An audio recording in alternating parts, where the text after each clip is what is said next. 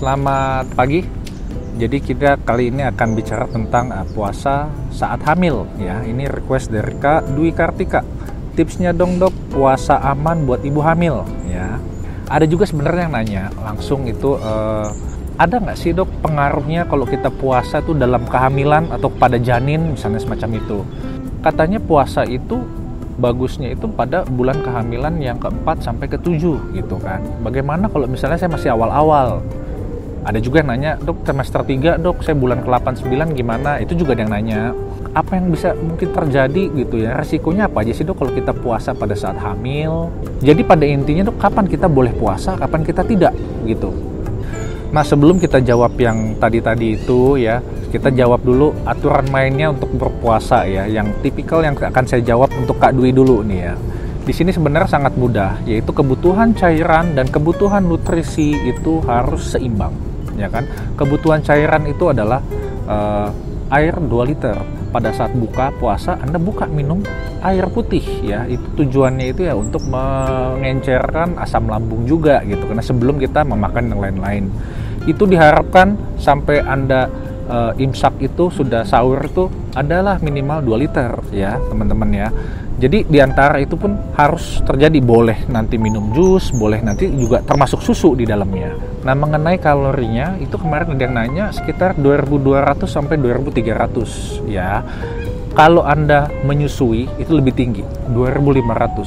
Porsi pembagiannya tetap sama, 50% karbohidrat, 30% protein, dan 20% itu lemak. Tentunya yang dipilih adalah yang tinggi serat dan tinggi protein. Tinggi serat, sayur, buah gitu ya. Begitu juga dengan yang tinggi protein ya. Ikan, kacang-kacangan, telur itu diutamakan ya. Nah selanjutnya baru yang lemak-lemak itu tetap kita membutuhkan ya. Tetapi bukan berarti buka puasa langsung dengan santan segala macam gitu ya, yang ketupat segala macam. Nah itu teman-teman mesti jaga di sini. Nah jadi pada intinya sebenarnya Kak Dwi ya, kita hanya mengubah pola makan kita. Kalorinya dan nutrisinya tetap sama ya kan. Yang tadinya siang itu mungkin biasanya kalau 5 kali gitu, kecil-kecil porsinya. Nah mungkin ini ya nggak bisa 5 kali kalau malam. Nggak mungkin kan tiap malam itu jam 9 buka, tapi terus jam 9 makan, jam 11 makan, jam 1 lagi makan, tapi porsinya kecil-kecil kan enggak. Tapi ini harus disesuaikan dengan kemampuan kakak juga. Yang penting di sini adalah nutrisinya. Nah sekarang saya akan taruh di sini multivitaminnya, kakak tinggal screenshot, nanti tinggal dicari, bandingkan dengan yang kakak minum sehari-hari, apakah ini semuanya termasuk, ya kan? Mudah kan? Nah sedangkan Kak Dwi ya, untuk puasa yang aman itu lain cerita ya. Kalau misalnya secara nutrisinya sama, ya secara nutrisi aman-aman saja ya kan. Tetapi untuk secara keseluruhan, apakah puasa itu boleh atau tidak, apakah itu yang sangat penting kita tahu kondisi badan kita. Nah kita akan ngomongin nanti ya. Dok, bulan 4 sampai bulan 7 katanya yang boleh ya. Jadi kalau di trimester awal nggak boleh dong dok.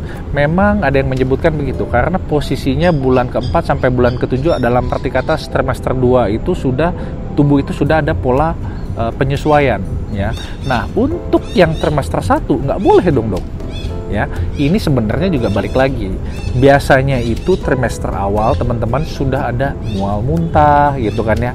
Kalau misalnya posisinya yang kadang aja kita disuruh makan yang siang-siang 5 hari sekali itu bawaannya enek, masih nggak mau nelen ya kan ya. Apalagi ini teman-teman nggak makan. Begitu, makannya cuma 3 kali, malam aja makannya nggak banyak, siangnya. Nah itu saya rasa jangan. Untuk kondisi-kondisi yang mual muntahnya berlebihan, itu rasanya tidak boleh. Itu. Begitu juga dengan yang kehamilannya sudah di atas 7 bulan ya. Jadi pada saat ini itu makanan yang kita makan itu energi itu lebih banyak untuk bayi loh ya. Jadi pertumbuhan berat janin ini akan lebih meningkat itu pada trimester 3.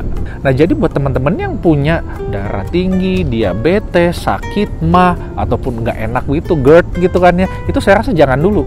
Nah dari sini juga kita bisa cerita, ada satu hal yang bagus, kalau kita tidak ada masalah ya, kita berpuasa, itu janin biasanya tidak ada masalah.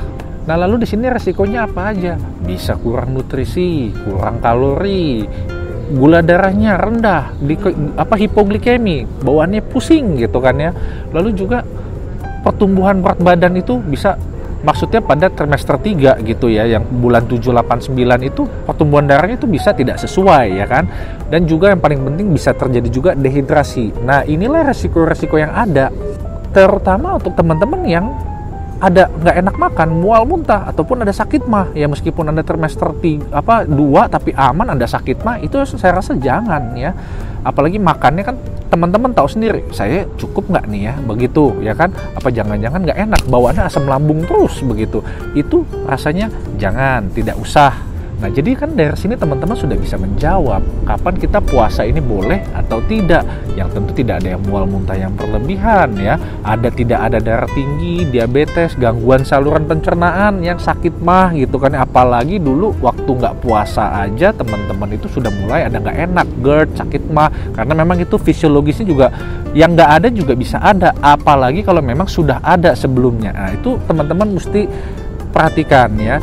Nah, jadi ya Kak ya, yang saya bilang awal-awal itu hanya tips untuk supaya kebutuhan kalori dan nutrisinya itu kita tercapai gitu kan ya. Tetapi untuk membicarakan aman atau tidak, itu kita harus bicarakan kondisi-kondisi Kakak ya. Kondisi-kondisi setiap orang itu berbeda-beda.